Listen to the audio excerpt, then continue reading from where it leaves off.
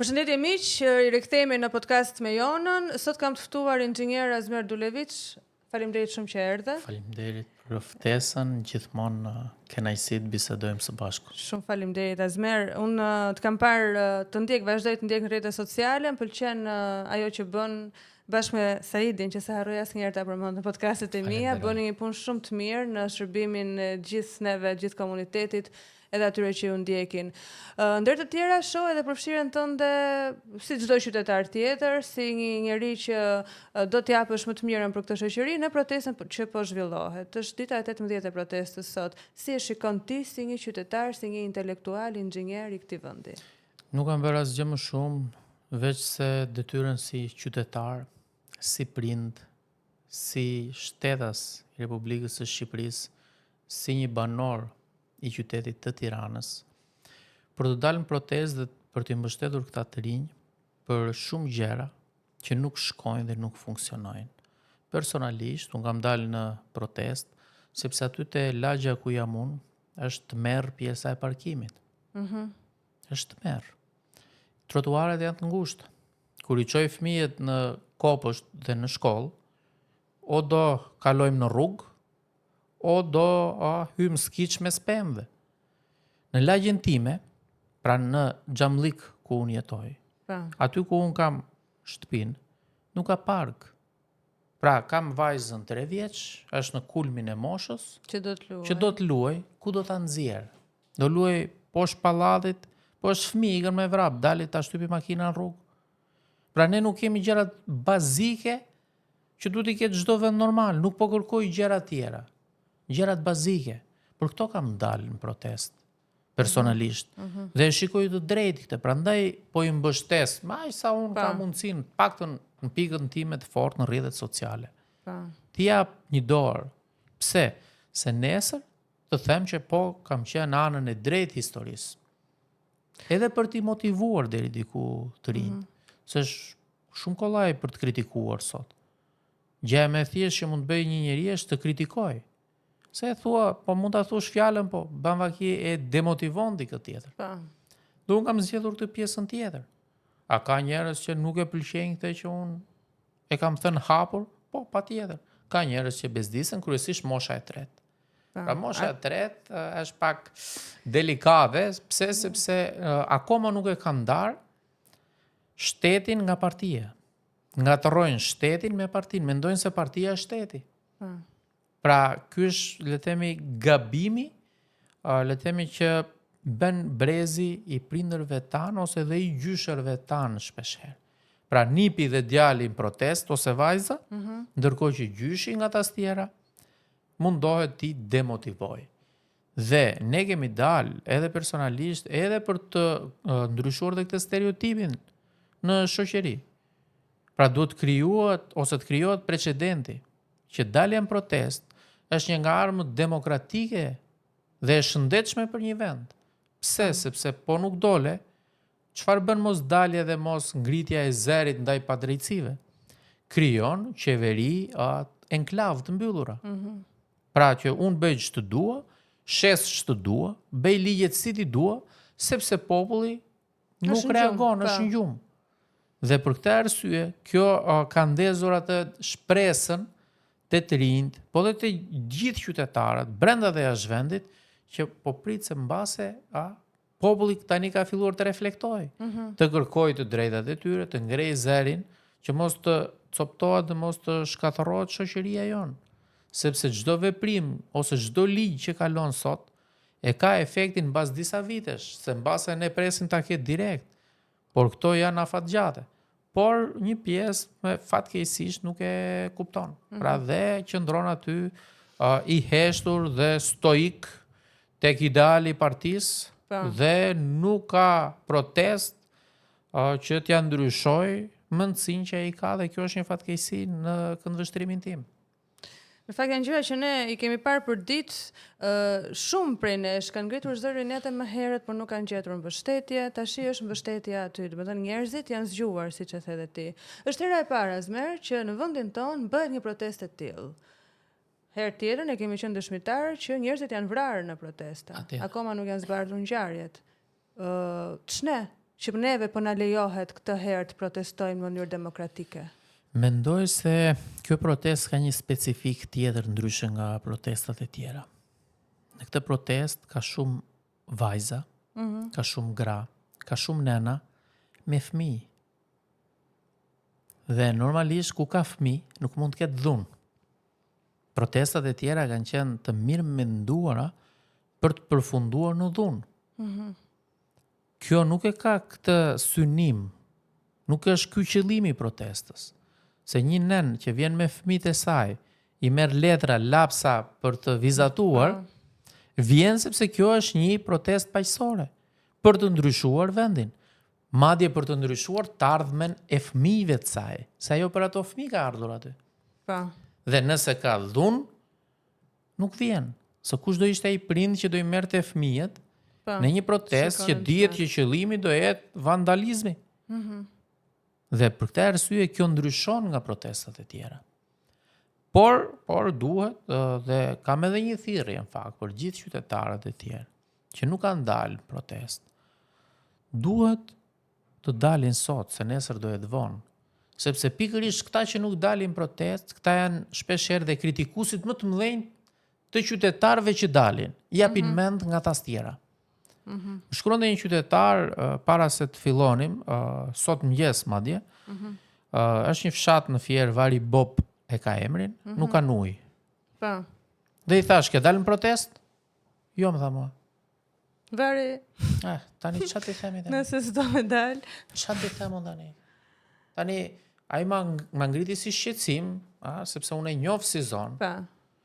Po m'fal, po kur nuk dilni ju zotri. Që flisni për problemin tuaj. Po ju nuk keni ujë, unë shtëpinë time kam ujë. Po. Dikush tjetër më shkruante në koment, inxhinier nuk kam parë asnjë pankart për bujqësinë.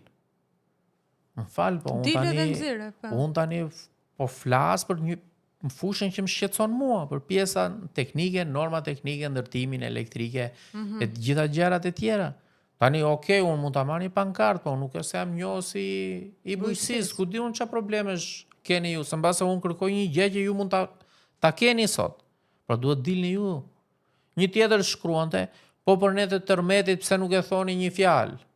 Pra, çdo grup ka shqetësimet e veta, por duhet kuptojmë që duhet dalësh ti zotëri për hallet e tua. Dhe nuk jepen mend sepse ti ke hallin se nuk e marr shtëpinë akoma, pasi u prish nga tërmeti, duhet kishe hyrë në shtëpi, po se ke marr, dhe vjen tani i kërkon llogari një qytetari që ka dalë në protest, mirë apo keq me ato që ai mendon se janë të drejta, pse nuk flet për hallin tënd. Prandaj e bëra thirrjen që duhet që qytetarët të dalin. Sot është momenti. Nuk ka vlerë nesër. Se për komente duhet kishte rënë 10 herë Rama, deri tani dhe Berisha. Për komente. Berisha i rënë është ç'a? Faktikisht, ligjërisht, pra nga ana elektorale jam shumë dakord, i rënësh. Por duhet angazhimi qytetar sot. Sepse nesër nuk do ketë vlerë fare. Se ka dhe një gjë jona, se unë nuk e kuptoj një pjesë të qytetarëve tani. Ti je indiferent kur ti shikon rinin e vendit, të ardhmen e vendit, se këta do ta bëjnë vendin. Mbas edhe brezi jon e bën, nuk e bën, nuk e dim. Po Xhenzia është ardhmja e vendit. Ti dalin pengesë në këto momente?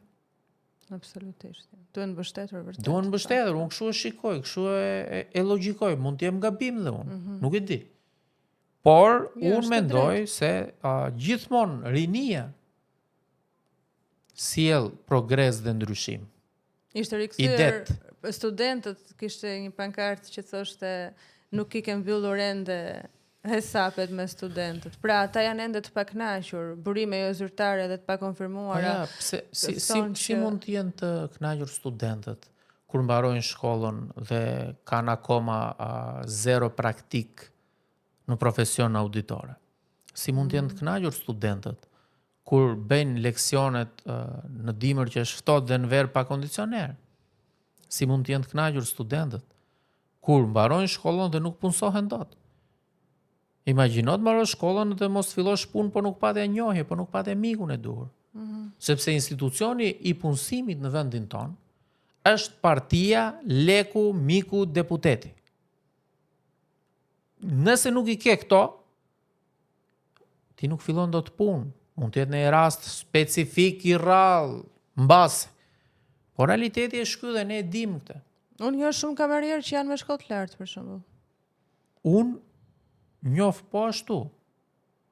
Por prap nuk e kuptoj. Ti ke mbaruar një shkollë, nuk punon profesion, nuk të hapet drita e shile. Shumë e vështirë. Dhe ti mos dalesh protest? Nuk më bën lidhje logjike kjo.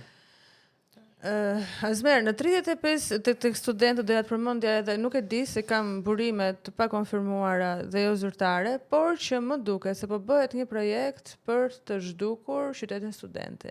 Kjo është një tjetër pjesë, duhet paraprir. Kjo protestë duhet të paraprir dhe veprimeve dhe marrëveshjeve që janë bërë më parë me interesat e studentëve, ku do t'i çojnë.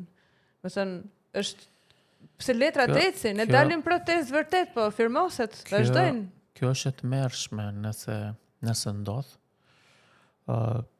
Ti më ktheve mbas në kujtimet e mia kur kam qenë student, unë nuk kam ndetur në konvikt, po jetoja aty afër se ishin mensat dhe biblioteka e qytetit studenti. Se ç'bënim në detyrë, lezonim në ngje atje. Unë kam qenë para ca kohësh dhe me trishtim e them që qytet studenti nuk është më qytet studenti. Nuk ka më studentat. Nuk ka më, se po nuk investove, nuk vjen ai i riu atje që ti vi ujë me orar në konvikt. Të lahet me orar. Po ti nuk hyn dot ta marrësh një dhomë, po nuk fute miga, po nuk dhe lek në konvikt. Këto janë denoncime nga vetë studentët në çdo vit akademik. Në rrjetet sociale e kemi lexuar, nëpër portale. Çfarë qytet studenti është ky? Një i ri që ka ardhur nga rrethet të studioj, ta nisi pjesën e studimit me rushfet, me mik. Çfarë mëson ai? Po çfarë do mësoj? Ai e nis gjë e parë, ne presim ndryshim. Dhe studentët prandaj janë të revoltuar se i din këto, i kanë thënë. Ne të gjithë në për kafe me njëri tjetrin, ne i dim këto. Ne i dim, nuk është se nuk i dim. Kemi thënë nuk dalim se është protest partijake, bën X, Y, gjitha me radhë. Po deri tani kjo protest nuk është se ka drejtues. Të gjithë janë drejtues. Unë nuk kam dalë se është jona drejtuese protestës. Unë kam dalë për hallet e mia. Për ato që mua më shqetësojnë, po si punë ime kanë dalë të gjithë. Dhe këtë duhet bëj çdo qytetar. Nëse ti mendon se në jetën tënde, në komunitetin tënd çdo gjë funksionon, mos dil. Shumë e thjeshtë. Por unë mendoj se ka shumë gjëra që nuk shkojnë. Se më habit edhe një pjesë e pensionistëve kryesisht, që thonë, shiko, kaq e kam pensionin se kaq kam paguar kontribute. Po më fal, po. Prap nuk del ajo llogaria se ti po justifikon këta qeveritar. Po drejtori i një institucioni që ka rrogën më tulët vjen me makinë 30.000 euro. Ndërkohë që ti pension 100 euro. Se unë nuk e kuptoj dot, këta gëzohen me këta që i vjedhin, se është një mundësi këtu vetëm në vendet e Ballkanit ndodh dhe është më e theksuar në vendin tonë. Tjetri vjedh ti Eduard Roket. Bravo i qoftë madje. Bravo i qoftë çuni shkath. Diti për vete ky tjetri, s'lares, ai s'rregulloi dot veten e vet, s'ka rregulluar veten. Ata të mirët janë shkret. Se nuk e kuptoj. Pra, në një vend normal, ai që të vjedh duhet përbuzur. Kanë marrë politikanë kanë hedhur në kosht plerave në vende demokratike. Këtu te ne është e kundërta. Pra, pse se shkrijuar ideja që ta kemi mirë me më të fortin në politik, në punë, aty në institucion e të gjitha me radhë. Dhe kjo është e tmerrshme. Pra ne mendojmë se jemi vend europian, duam të bëhemi pjesë e familjes madhe europiane. Po me këto mundësi Europa nuk i do servilët. Po s'ka se si mund t'i doj, sepse pse ikim ne, pse emigrojmë? Se s'ka meritokraci. S'ka merit. Dhe një iri që nuk vlerësohet, unë njoh personalisht që i ka miq, kanë qenë pjesë të administratës. Po. Dhe kanë ikur. Pse se kanë parë, kanë dalë në përfundimin që çdo njeri në çdo profesion, po ka ambicie, nuk ka gjë të keqe të kesh ambicie. Absolutisht. Je specialist, do të bësh drejtor sektori, me radhë. Po. Po këtu nuk funksionon në këtë lloj forme. Këtu gradohet, le të themi thonjza, ai që të thesi i partisë fut më shumë vota. Po më fal, po, a një që është profesionist, ai do bëj punën apo do mbledhi vota? Se ankohemi në shpesher, ankohen pensionistët, shikon ala në radhë, nuk morëm shërbimin, dalin qahen, po pse qahesh zotri? Ti e ke votuar këte. Ai e ka mendjen të mbledhi vota, nuk do merret me hallet e tua. A ja dhe votën ti? E po pritani, mos u anko. Se nuk shkon kjo. Pra ti do të japësh votën nëse ai të shërben. Po këtu nuk funksionon kjo gjë. Dhe kjo është problem. Pastaj votat vidhen, bën skenare, njerëzit detyrohen të votojnë për një 50.000 lekë, ka shumë. Ne kemi vetëm një problem si shoqëri. Ne harrojmë shpejt. Ne jemi një popull që harrojmë shumë shpejt. Dhe kjo është fatkeqësia jonë. Një pjesë e qytetarëve nuk kanë ujë tani. Po, sa fillon sezoni. Nesër të jenë zgjedhjet, mendon se do ta ndëshkojnë atë që e ka lënë pa ujë? Mjafton ai të jetë i partisë, pa ujë t'i leri, prapë votojnë. Dhe kjo mundësi duhet ndryshoj. Pikërisht brezi i ri për këtë flet, edhe personalisht, për të ndryshuar mundësinë. Po luftoj që njerëzit ta heqin nga koka dhe nga mendja e tyre që partia është shteti. Partia sot është, nesër nuk është. Kemi pas parti që kanë pushuar se ekzistuari. Kanë qenë pushtet, shumicë qeverisëse, kanë humbur besimin e qytetarëve dhe nuk kanë hyrë dot më as në parlament. Kemi rastin e Sirizës në Greqi. Po. Pra vinë me bujë, nuk bëjnë ikin. Vetëm këtu të ne ndodh që partit vinë me të njëjtat premtime, çdo 4 vite, nuk i realizojnë dhe prap njerëzit i votojnë. Po se neve jemi si shoqëri të lidhur me persone, ne gjatë gjithë kohës jemi përpjekur të ndërtojmë kulte. Te kulti i personit. Ne duam Ramën dhe Berishën. Po gjëja dje një zonjë në moshë ishte e moshuar, tha do bënit protest juve, tha, po t'ishte Berisha në pushtet, tha, që ditën e dytë tha e shikoni se qa ju bënte ai. Pra, prandaj pyeta, pse na lejohet ne se është e drejtë kjo që po bëjmë? Shikam. Apo po na e lejojnë vetë këta që ta bëjmë protestën? Jo, unë e shikoj ndryshe. Berisha me Ramën janë në simbiozë. Ata nuk funksionojnë dot pa njëri tjetrin. Ramës si duhet Berisha, Berishës si duhet Rama. Pse do Rama zotin Berisha? Për të qëndruar sa më gjatë në pushtet. Po ta vini re, posterat e fushatave, kush janë aty në për këto stacionet autobuzëve, nuk po them në medje. Kryetari i PS-s, kryetari i PD-s. Dhe jo më kot. Njeri është me ngjyra, njeri është bardhezi, për t'i dhënë mesazhin qytetarëve që unë kam probleme, kam gabime, kam gjëra që si kam bërë, ama, po nuk më votuat mua, do merrni këtë. Dhe qytetarët nuk mundet do të kalojnë te Sali Berisha, një pjesë. Po. Pse? Sepse i ka shkaktuar në këndvështrimin tim dëm e vendit.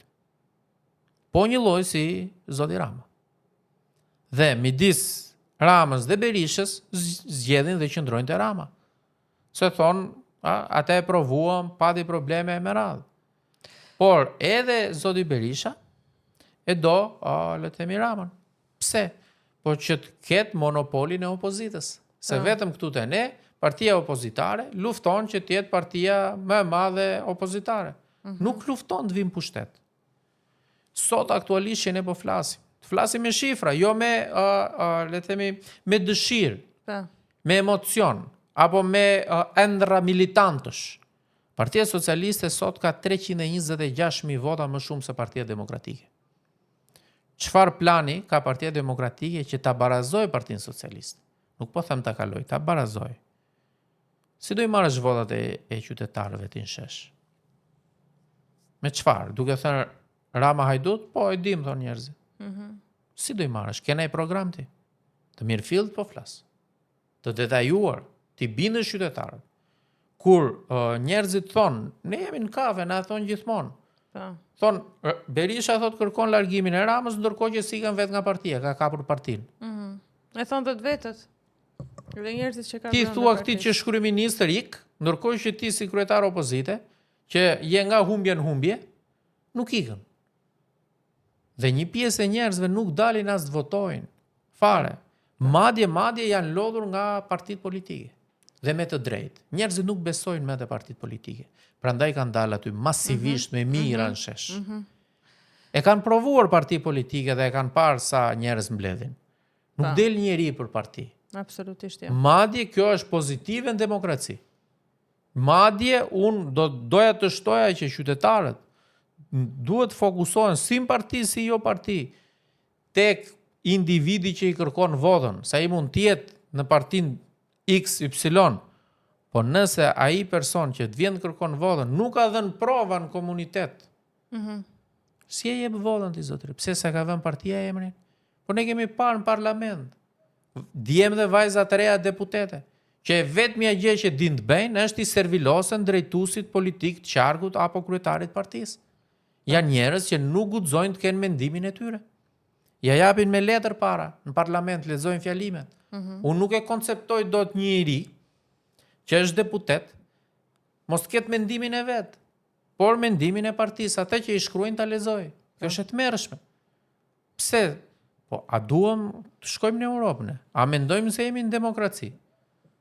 Pra këta të rinj që përfaqësojnë në thonjza, një masë të madhe qytetarësh mbi 10.000 veta. A nuk ngren këta dot një problem apo një shqetësim që kanë banorët që i kanë votuar? Apo s'kan probleme banorët e këtyre? Banorët janë shumë mirë. Mbase janë mirë dhe këta janë rregull. Banorët janë të rrirë në vetë. Unë këtë nuk e konceptoj, se e shikoj dhe personalisht, shpeshherë më kërkojnë llogari mua. Pse nuk flas? Pra ishte fjeri një dy javë pa ujë. Më kërkonin mua llogari. Çfarë thonë? Po, më thoshin pse s'flet. Madje e kam thënë edhe në një podcast tjetër. Më merr një miku im nga Fieri, më thot, inxhinier, duhet bëjmë një protestë në Fier, tha se kemi 2 javë pa ujë. I thash, ore, jam pak i zënë me punën këto kohë, po me qenë se po ma kërkon një fundjavë, po e sakrifikoj kohën nga familja ime dhe do vi. Por i thash, bëuni një grup, të mbledhim në i lek, që lek është? Po mirë, si do bëhet protesta? Fonia, banderolat, posterat. Po, pse do lek, jo, tha? Po falë, po, ti bëj dhe unë këto me lekët e mia? Unë kam ujë, thash, se unë jetoj në Tiranë. Po ju aty, se Fieri ka 90.000 banor me gjithë fshatrat. Po këta... E bën protestën pastaj? Ja. S'ka lek. Unë gjithsesi e ngrita si shqetësim. Unë e ngrita si shqetësim. Po nuk u bën njerëzit. Me që jemi këtu Azmer të protesta, kam dëgjuar her pas here që nga që nuk duan të fokusohen tek arsyeja pse janë ngritur njerëzit dhe arsyet e mirëqëna që ne i shohim për ditë. Atje. Aty fillojnë edhe kapen, jo po kush e ka mikrofonin, kush jo fonia, jo pse foli, jo kush do flasi, domethënë këto gjërat e vogla, kështu si të duket. Kjo është taktik për të hequr vëmendjen. Ka njerëz që mendojnë se nga protesta mund të përfitojnë, duke qenë në qendër të vëmendjes. Po patjetër mund të ketë, por unë kam vetëm një këshill. Do mbaroj protesta. Unë shpresoj shumë me rrezimin e qeverisë. Dhe jam i bindur që do arrihet e kjo pikë. Do jetë rrugë e gjatë, por do arrihet. Por kujton se do mbaj mend një qytetar se doli njeri me megafon, foli në protest, pas ka dal fare, madje në 100.000 veta, në 10.000 veta, në 20.000 veta, po maksimumi në 100 veta anësh e dëgjojnë atë. Unë zakonisht rri ende nga fundi në protest. E kam zgjedhur vetë, nga dita e parë deri Ditën Faktikisht Esmer nuk të shikoj shumë të përfshirë. Do të del për veten tënde si qytetar dhe ndaj unë prezantova që në fillim ashtu siç e kam parë profilin tënd, po del për vete, për ato problemet në komunitetin ku jeton ti, por nuk do vëmendje. Çuditërisht nga të tjerët pra. Vetëm ti ke zgjedhur të dalësh si qytetar, ndërkohë që ne shohim për ditë lista me njerëz. Do dali ky, do bëhet ky organizatori, domethënë duke dashur të japin fokus njerëzve të caktuar. Pse ndodh kjo? Jona, kjo dëshira për vëmendje. Po varet nga qëllimi që ka çdo individ. Unë nuk kam qëllim që të më thonë se të bëj emër apo të më njohin qytetarët, nëse do dalë të flas në protest apo të jem në rresht të parë. Unë kam dalë që të jemi qetë me veten time nesër, me fëmijët e mi, që t'i them po baba juaj ka dalë dhe ka mbështetur të rinjt. Sepse unë kam ku flas. Ne ja ku jemi duke folur. Shumë të tjerë nuk e kanë këtë mundësi. Unë kam ngritur në rrjetet e mia sociale, kam me miliona shikime. Unë kam ku flas, kam ku e ngre zërin. Edhe kur kam kohë të lirë, edhe në media kur më ftojnë zakonisht. Unë këtu do jem. Dhe nuk do doja kur në botë. Që kjo që po bëjt përdoresh nga njerëz që nuk më duan, se patjetër ka njerëz që nuk na pëlqejnë gjithë, nuk do na duan gjithë. Që të thoshin që po e përdor për vëmendje këtë. Fare, absolutisht. Pra unë kam zgjedhur të mbështes këta të rinj. Pa marrë gjëmbrapsh dhe nuk dua gjëmbrapsh. Unë dua vetëm të jepet dhe të krijohet precedenti që të largohet kjo qeveri. Që nesër kushdo që të vinë pushtet qoftë edhe prapë pësaja le të vi. Ti kujtohen protestat e të rinjve që të thonë kur këta rrëzuan Ramën, kushdo që të jetë nesër kryeministër do ta mendoj një veprim 2 herë. Se thot mblidhen përsëri dhe më kapin e më hedhin në kosh. Bravo, shumë e Kjo është arsye pse unë kam dalë. Që të ndryshoj perceptimi edhe i qytetarëve, por edhe i klasës politike. Sepse nëse ne vazhdojmë kështu si jemi, i bie që këta të na shesin Shqipërinë dhe ne të flemgjum. Se kryeministri e tha vetë në një takim me investitorët italian, hajdeni në Shqipëri, tha me të qeshur e tha, po ishte e vërtet, se nuk ka sindikata. Do me thënë, hajde këtu shfrytëzoj punëtorët me orë gjata, mos i pagoj sigurimet, gjysmat ndorë të lekëve, gjysmat me bankë, ca t'i kthejnë mbrapsh. Pra, kur kryeministri i vendit e bën këtë thirrje, qa do bëjnë qytetarët? Do marrin valizhe dhe do ikin, se themi ne pse ikin të rinjt. Po më falë, po qa do i bëj një i ri ku ka rrogën minimale të mundshme dhe me atë rrogë nuk pagon do të qeran, po do iki. Por ajo që unë mendoj që e bën një të ri përveç pjesës ekonomike, se nuk është shpeshherë vetëm pjesa ekonomike, tiki, është edhe mungesa e shpresës për të ardhmen që do vi një ditë më e mirë. Sepse duhet të ketë një afatizim. Nëse ti e ditë do sakrifikosh një vit, 2, 3, ama e di që mbas 3 vitesh sakrifice, ti do marrësh atë që ëndrron, që do. Njeriu duron pak kur pret diçka po këtu që po ne ndryshon. Ti nuk ka dritë në fund tunelit. Më falë, por ne akuzojmë se kanë ikur mjekët. Po e di që ka mjek që i kanë degdisur rrugëve të atë dheu ton. Pra, ai është me banim në Tiranë dhe punon, le të themi, në Tropoj, në Gjirokastër, në Sarandë. Po ndajnë familjet. Po ndajnë familjet. Bashkëshorti me fëmijët në Tiranë, gruaja në Gjirokastër. Dhe me rrogën minimale. Rrogën minimale, po çfarë do bëj ky mjek i ri? 3 vite e kanë detyrim, do mbaroj 3 vjeçarin. Do ikin normal. Po do ikin kush të rri kështu. Pse? Sepse në momentin që një mjek e shlyen detyrimin që ka, ti si ministri duhet bësh planifikim ose mos hap kuota. Pse i hap kuotat? Për t'i marrë të rinjt më qaf? Pra ai është me vend banim Durrës, në Tiranë, e me radhë. Për çfarë çon? Po nuk pyet ministria jona. Po kjo mjekja, ka burr kjo? Ka. Ka fëmijë? Ka. Po prit, nëse do zhvendoset për shembull në Gjirokastër. Sa e ka koston, çaj. Po pritet, çfarë profesioni ka burri, është mësues. Po mbase ti jem një vend punën e. Që të rrip dhe të shërbej komunitetit. Fare, zero. I ndajnë kështu, ëh? Po zero, është fakt. Mbaj përgjegjësitë plotën për këtë që them. Jo, kam dëgjuar raste plot të kësaj natyre, prandaj po ikin edhe punojësit e policisë. E njëjta gjë. Në njëjta gjë, E njëjta çajnë me gjë shërbime, apo po. këto kanë dhe lëvizjet her pas hershme, është shumë më të shpeshta se sa mjekët. Tek policia e shtetit në ndryshim nga mjekët, për mendimin tim, ata janë heronj, sepse punojnë në kushte shumë të vështira. Sot jesh polic, nuk është e lehtë. Sepse mund të humbasësh jetën. Siç ka ndodhur. Mund të humbasësh jetën. Imazhi i një shteti duket që te policia e atij shteti. Unë kam qenë emigrant dhe lëviz për shkak edhe të punës në Europë shpesh. Ka lezet kur vete në Gjermani e shikon policin me uniform, me statur, me veshje, pra përfaqëson shtetin gjermane. Këtu te ne, po të dalim në një kryqëzim, të shikosh policin, e ketë keq ushqyer, ato rrobat mund të ketë 3 vjet pa e ndrruar atë bluzën. Dietat mungojnë. Edhe kur japin dieta i thonë do t'i marrësh ushqimet e X supermarket. As lek jo, duan lek ata, lek. Pra, janë në bukën e gojës. Diskutojnë bukën e gojës. Ky është realiteti. Pra nëse duam të rrisim imazhin e vendit tonë, se ne mburremi me turistët. Po kur vjen turisti, shikon një polic në këtë gjendje, është të vesh duart në kokë. Këto duhet ndryshojnë. Prandaj dhe fëmijët e policëve janë atje në protest. Po.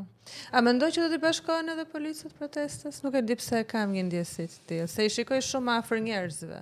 Po njerëz Të edhe ata periudha. në funditës. Se Nuk mbajnë qëndrim siç kanë mbajtur herë tjetër. Shiko, mos ta ngatrojmë detyrën me qytetarinë.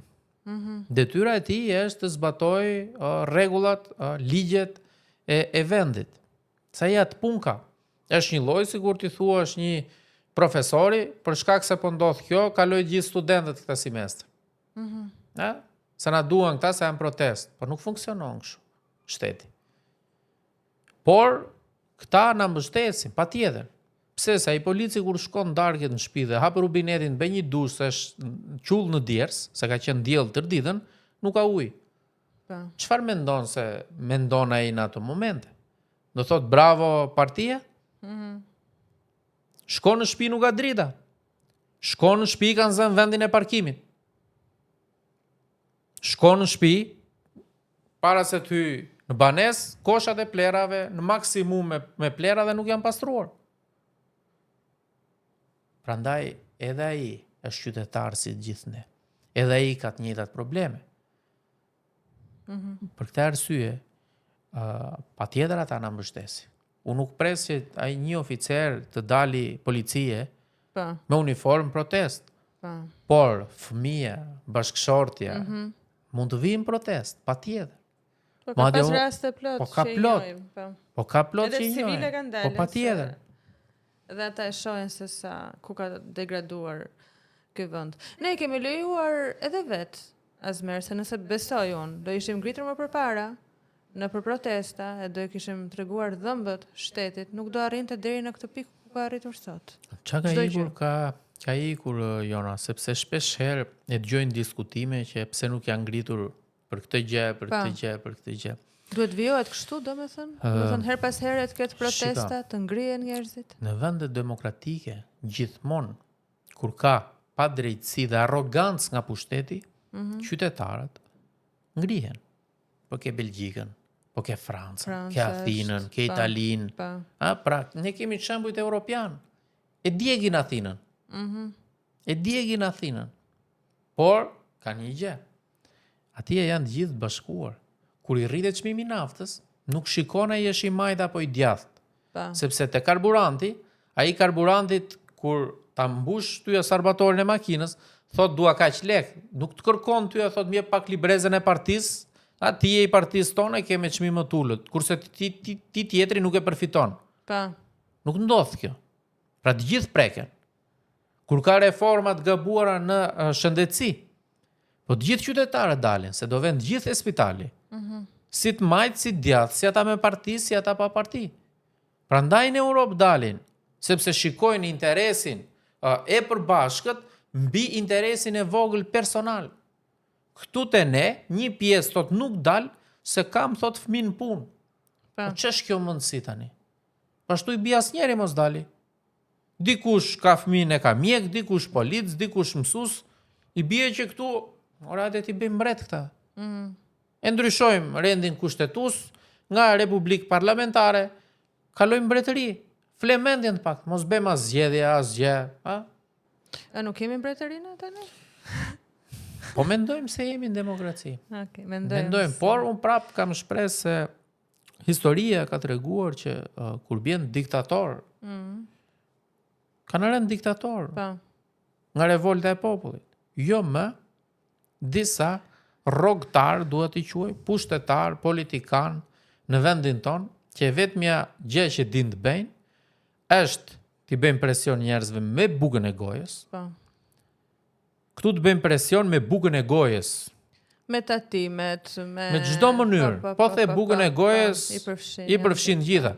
Se ne mendojmë se jemi mirë. Si jemi mirë asnjëri dhe ata që janë administratë punë. Llogaria është shumë e thjeshtë. Llogaritë nga sot, ike nga puna, me kursimet që ke sa muaj shtyn. I kap 6 muaj? Çfarë thua 6 muaj? A zmeron po thënë se po thënë 1 muaj, 1 muaj. Jo, po ja pa fat. maksimumi. 6 muaj. Nëse ti nuk mbijeton dot 6 muaj, çmiri jeti. Ti mbijetese zotri. Do ndalemi pak tek arsimi. Një nga hallkat kryesore që sot mendoj unë që është në fund edhe po rënkon dhe kjo duket edhe tek të rinjt është arsimi. Sot kemi të rinj që me vullnetin e tyre kanë lexuar, kanë parë video, janë aftësuar, se kanë dashur vetë, pra vullneti i tyre i lirë për të rritur e për të zhvilluar. Ndërsa kurikulat edhe arsimi është në fund sepse kemi arsimtar, mësues që janë të partisë. Kjo një tjetër shqetësim. Çfarë mendon që mund ta ndryshonte gjendjen e arsimit dhe ku duhet shkojë edukimi? Unë do t'i marr me radhë. Po e nis nga kopshti. Për sa kohë prindi duhet të fusi mik në bashki që fëmin ta marri ta çojnë X kopsh apo jo, ne do jemi në këtë gjendje. Dhe ky është fakt. Ti nuk e regjistron dot fëmin, le ta kesh kopshtin afër banesës, nëse ti nuk fut mik. E kam rastisur dhe unë këtë. Po të themi realitetin tani. Një, iku kjo. Dhe çova në kopësh privat pastaj domethënë. Iku kjo. Jemi në shkollën fillore, arsimin fillor. Kjo shumë më jep një kështu suspans të madhe në fakt për një arsye shumë thjesht sepse i ke akoma klasat me 40 veta. Ke në Tiranë mësim me turne jona. Po. I nxjerrin nxënësit e klasës parë, klasës 2 në orën 12:01. Po m'fal, po kush do t'i marri këta fëmijët? Se jo të gjithë i kanë gjyshrit. Po do punojnë njerëzit. Se po nuk punuan, si do t'i rrisin fëmijët? U thamet madhe para një vitin fushat, që do i kishim shkollat me drek. Kaloi një vit. Ku është kjo dreka në për shkolla? U thamet madhe që do kishte after school brenda shkollës për të bërë detyrat, për të mësuar gjuhën e huaj për nxënësit. Po ku është kjo? Vetëm premtime, vetëm fjalë. Ku është motivimi që arsimi duhet i japi të rinjve? Çdo i ri mund të ketë një talent. Në sport, muzikë, në shkencë, matematik, gjuhë shqipe, që duhet punuar me te. Se pastaj bëjmë patriotin e kur ikën një talent futboll, po e marr shembull. Ikën në një vend tjetër, përfaqëson Gjermanin, Grekun, Italin, i turremi ne. Po m'fal, po i shteti ka investuar për atë, ka marrë qysh fëmijë. Ndërkohë që shteti jon po t'ishte këtu do përfundonte punëtor ndërtimi ai. Sa i ka talent futbolli, nuk është për shkollë. Aty e ka pikën e fortë. A investon shteti jon? Zero. Po nuk pati njohje familje, po nuk pati mundësi financiare dhe ekonomike. Ose ke palestra, nuk i lejnë kalamajt me lujt në për sheshe shkollash se janë të paguara. Mos flasim pastaj. S'kan ku luaj. Mos flasim pastaj. Edhe me shkollat e larta, apo dhe gjimnazet. Zero motivim. Zero motivim. Këtu të ne dhe sistemi arsimor në këndvështrimin tim është sprapthi. Këtu të testojnë në shkollë sa ose sa aftësi memorizuese ke ti. Nëse ti nuk e shkruan pyetjen e provimit, ashtu si të ka shpjeguar profesori apo profesorja, shpesh herë ti merr 0 pikë. Pra, nuk duhet ky lloj në këndvështrimin tim arsimi. Duhet të ndryshojë mundësia. Duhet par kreativiteti, puna në grup, përshtatshmëria që ky i ri do ketë nesër me tregun e punës, se ne nuk kemi nevojë për robota. Ne kemi nevojë për njerëz që mendojnë, për njerëz që japin ide, për profesionist inovator. Po këtë duhet ta bëjë shteti. Këtë duhet ta bëjnë institucionet. Sepse mund ta bëj 1, 2, 3, se thotë njëri djali im apo vajza ime i ka bërë këto. Bravo i qoftë. Por i ka bërë se ka dashur ajo aso ai. Po. Jo se është shtytur nga shteti. Nga vullneti i lirë. Dhe e fundit më lejo, të lutem, se e lash vetë në fund këtë sepse është gjë e më rëndësishme. Po le të dalë një prind shqiptar, le të thotë që ka marrë mbështetje ekonomike financiare për fëmijën e tij. Jep Kosova 30 euro për çdo fëmijë. Kosova, deri në 18 vjeç. Jep Mali i Zi. Nuk po them Gjermania që jep 253 euro në muaj. Deri në 18 vjeç dhe nëse bën universitetin deri në 25 vjeç. 0 lek tutë ne t'jep shteti. 0 lek. Ne s'kemi minimum jetik, marrin akoma familjet me ndihmë ekonomike nga 30.000 lek në muaj. Ç'o do bëjnë ata? Dhe jemi mirë ne? Jo, ne jemi skandal. Do ndalem pak tek institucione dhe që më bën mua përshtypje është se ende në vendin ton kam hasur edhe në administrat, edhe në shkolla, edhe në spitale njerëz që duan njeriu. Pra, nuk mund t'i përgjigjsojmë gjithë sigurisht që janë të partisë, mund të jenë dhe të partisë, po prap nuk është se janë njerëz mbi të gjitha, dhe kjo më ka bërë përshtypje. Dhe unë të ajo protesta aty kam parë njerëz, edhe pse mund të kenë një pozicion pune në shtet, kanë dalë dhe kanë folur, sepse më afër atyre ata e shohin përballë sistemin. Ne e shohim nga lart, e kuptojmë se gjërat nuk funksionojnë, pa ata përballen çdo ditë me sistemin. Ka mësues, ka drejtues shkollash publike, ka mjek, ka policë që e din shumë mirë, e shohin shumë mirë se si po degradon dhe porëzohet vendi ynë dhe në një lloj forme ose një tjetër kanë dalë në protestë. Ndoshta vetë jo personalisht, por kanë çuar njerëzit e tyre. Dhe kjo të paktën më motivon që kjo protesta duhet vazhdoj edhe nuk duhet ndalur sepse dikush atje lart po pret që populli të lodhet. Patjetër, unë e shikoj pak ndryshe në fakt. Shumë punë që bëhen institucione tona, bëhen nga individi. Po. Jo se bëhen nga institucioni. Shumë punë qytetarët i mbyllin se e njohin X-in, Y-in, a ja bën si nder, ja mbaron. Po. Pra nuk është se e bën institucioni. Ky është problem. Ky është problemi të merrshëm këtu. Unë mund ta njoh Fionën, por nëse unë nuk i plotësoj kushtet për të marrë diçka, nuk duhet ta marr. Dhe e kundërta, nëse më takon, duhet ta marr. Të bëj aplikimin si çdo qytetar normal. Jo, nuk funksionon këtu te ne. Këtu funksionon me njohje.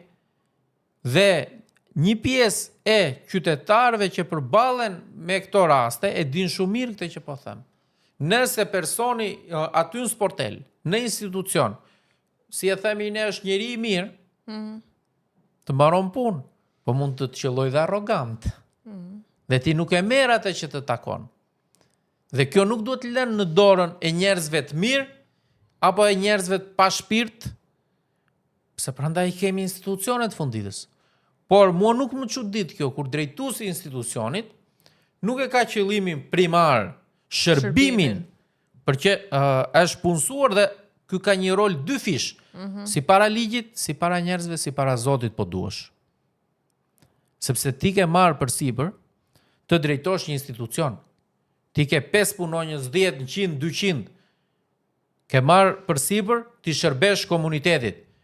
Sa thot një pjesë kur kapen me këto korrupsionet, po s'më del rroga, ik zotri. Ik. Nuk të mban njeri me zor. Nuk të del rroga, merri ata punonjësi, dilte sheshi aty. Kërko rritje pake. Kërko kushte dinjitoze.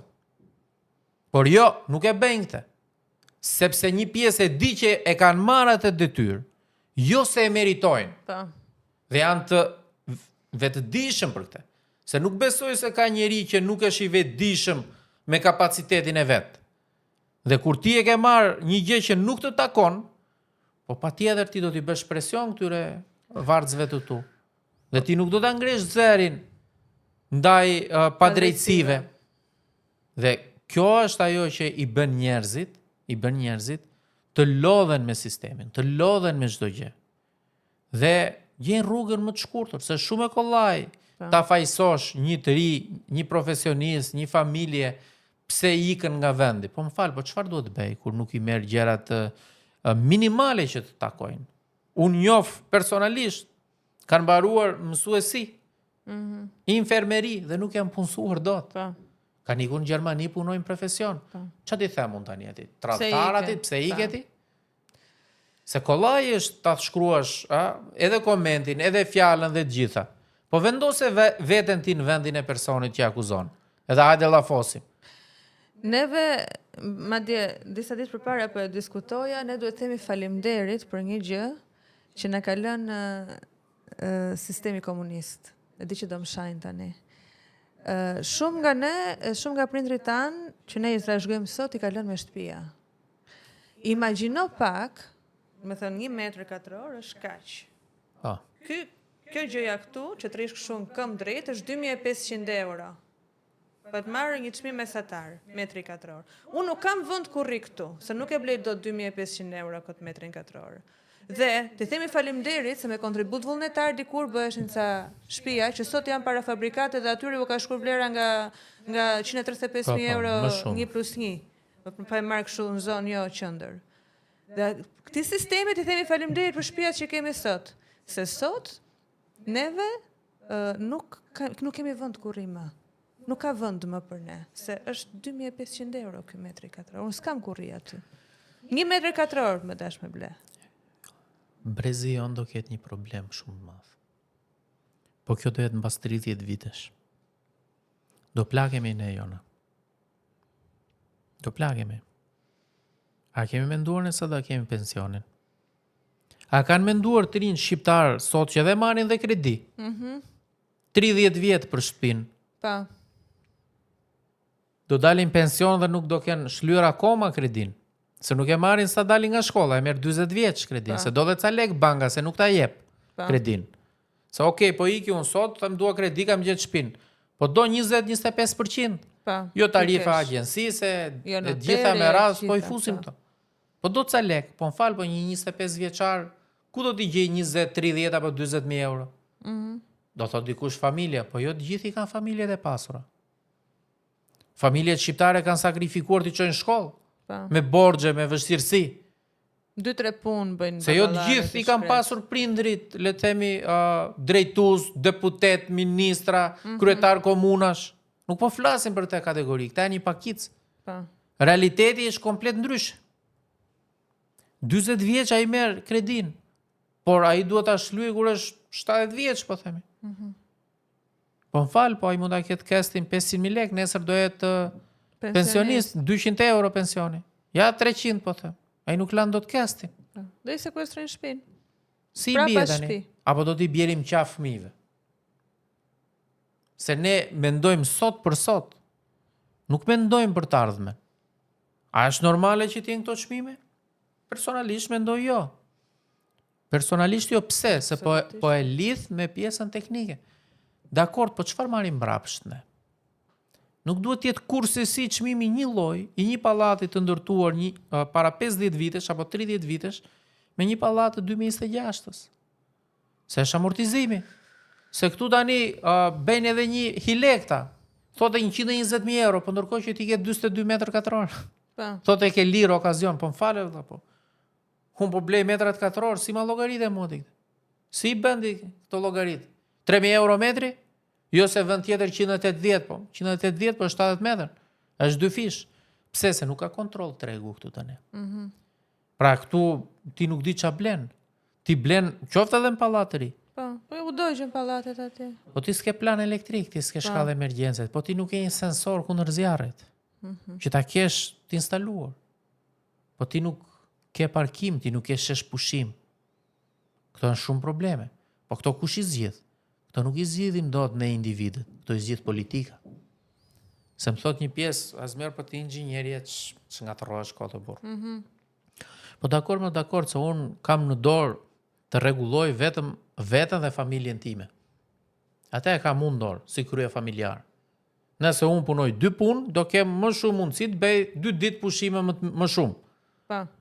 Por unë nuk kam në dorë atë parkimin që më mungon, atë parkun e fëmijëve që më mungon. Këto nuk i kam në dorë unë.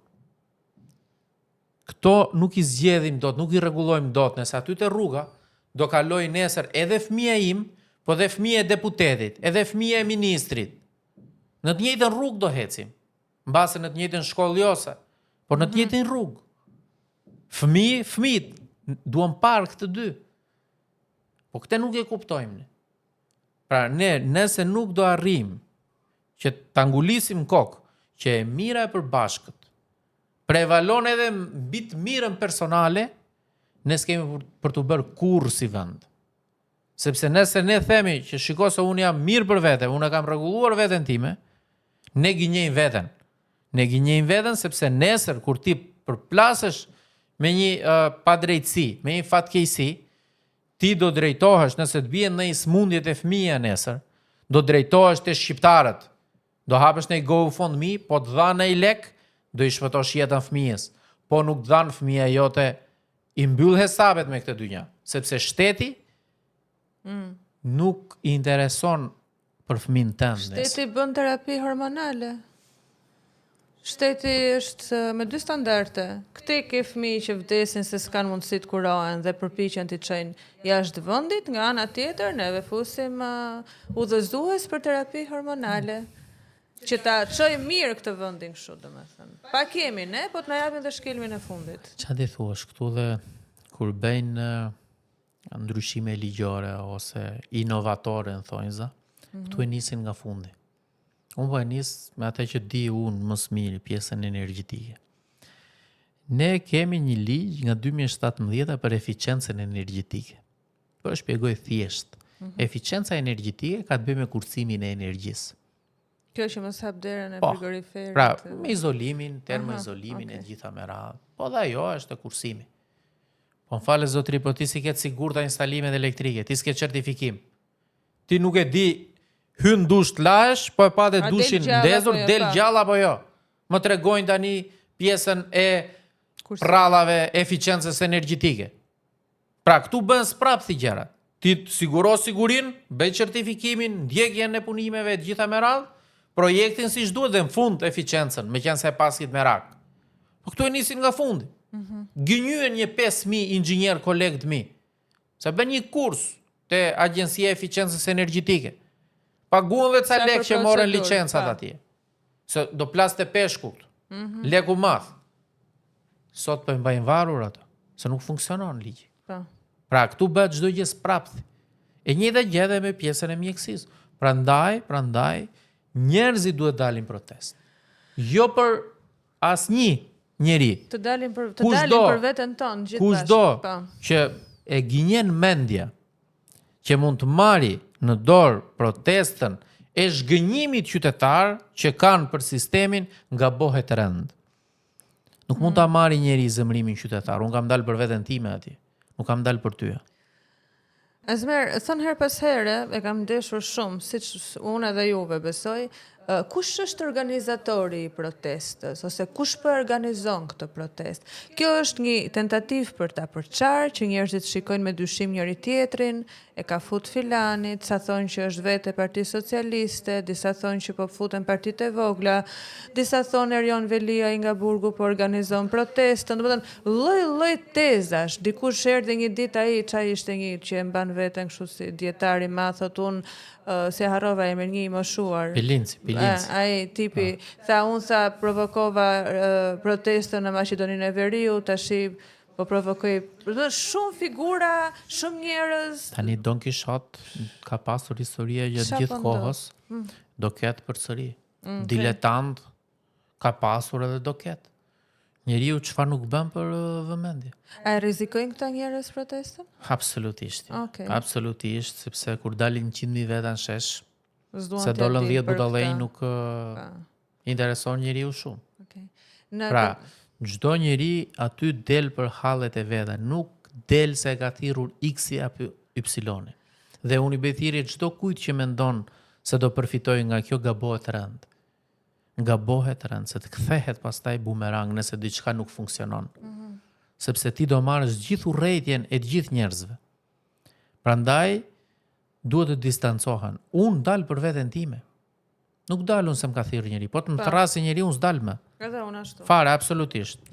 Unë dal për gjërat që nuk funksionojnë, që I thash, unë dal se e di që kjo është një protestë e të gjithëve ne, e të gjithë qytetarëve.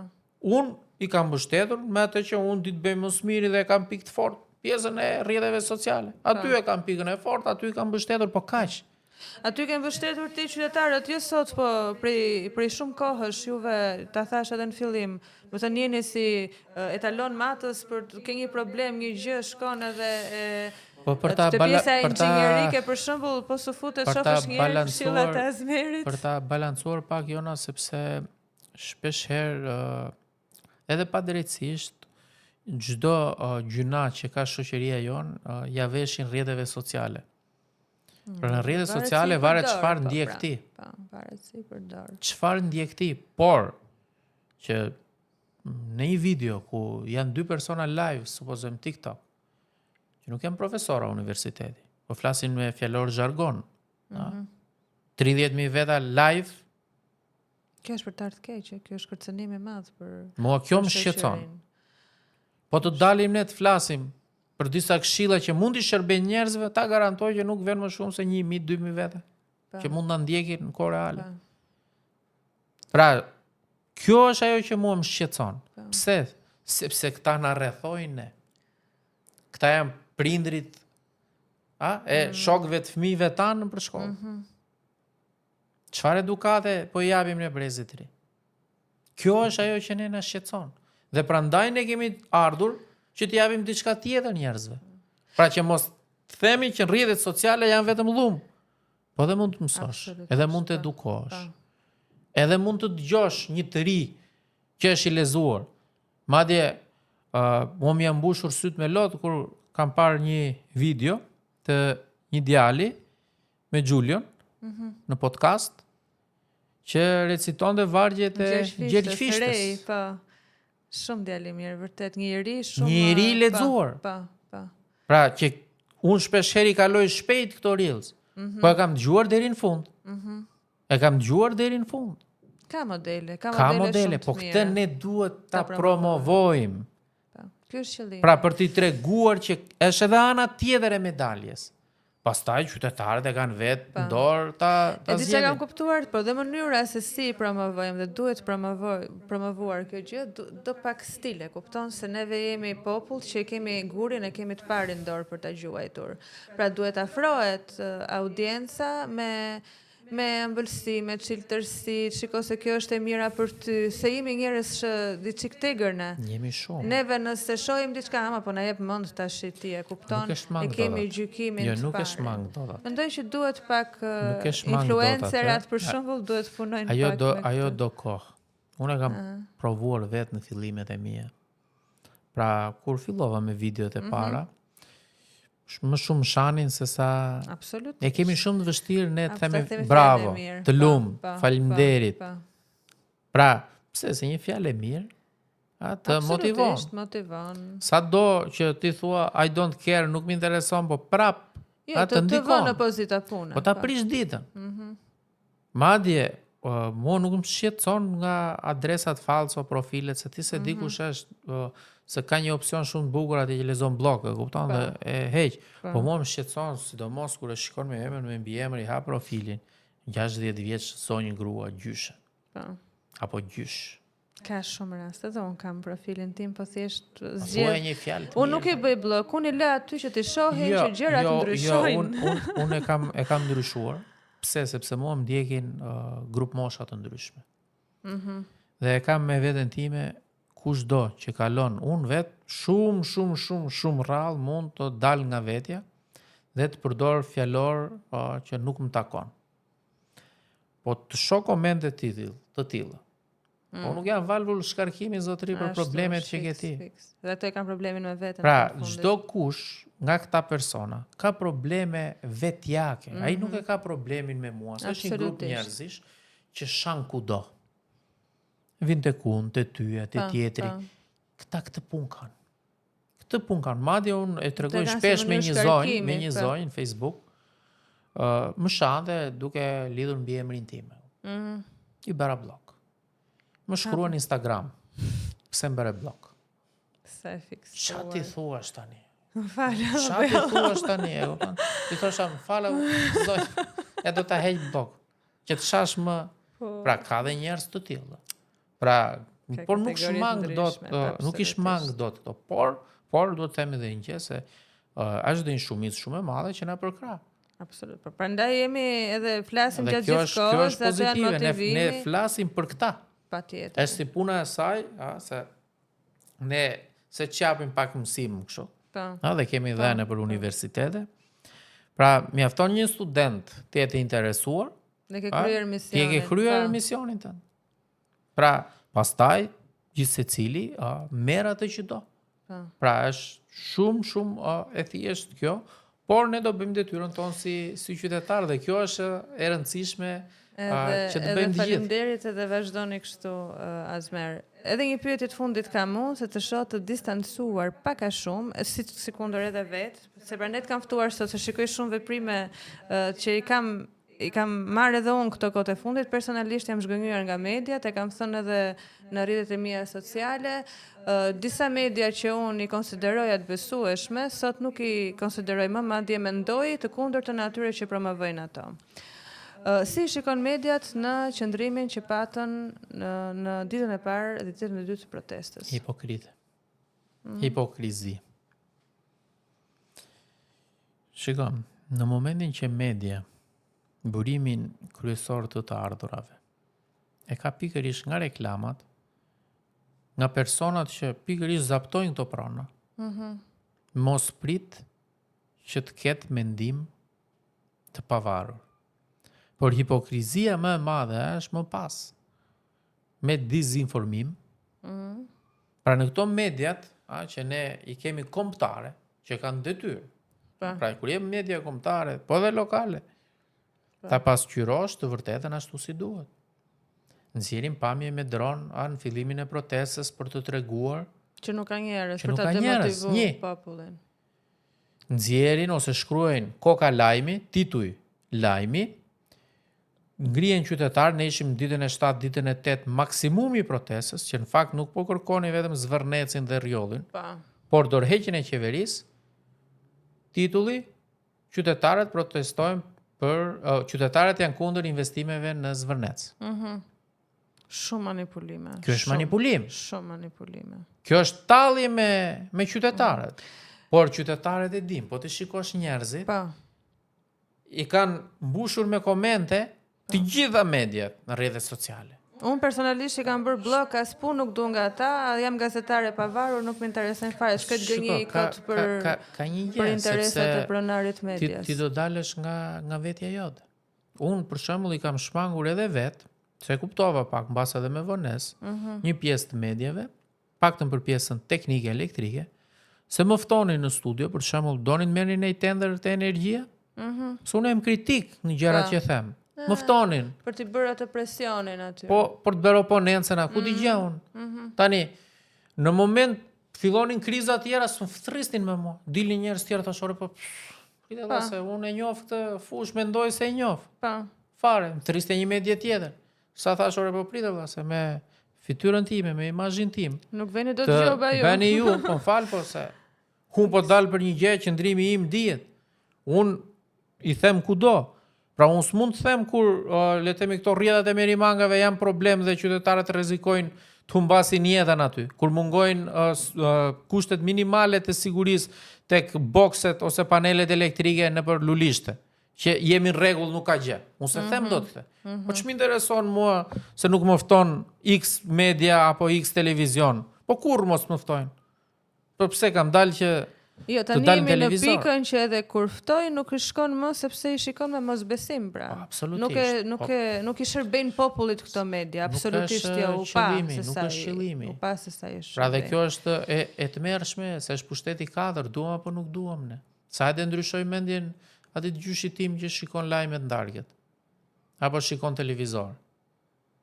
Pra, Komplet kur e vendos ti titull lajmi aty, agent iranian, autobus nga Greqia, agent i Bosnjë Hercegovinës, e kishte dikush në mesazh për mua në një televizion, po. Do ta ndryshojmë hyrjen në podcastit, jam me një agent të Bosnjë Hercegovinës. Pra, Ua. e kupton ku jemi ne? Po, ndërsa agent iranian duket se jam vetë. Asnjëherë të falenderoj shumë. Kënaqësi gjithmonë. Edhe të pres sa herë të kemi gjëra të reja dhe të bukura. Tani të dua kur të rrezojmë qeverinë. Do vi. Do vish pak edhe në fjalën, ditën e mirë. Gjithashtu.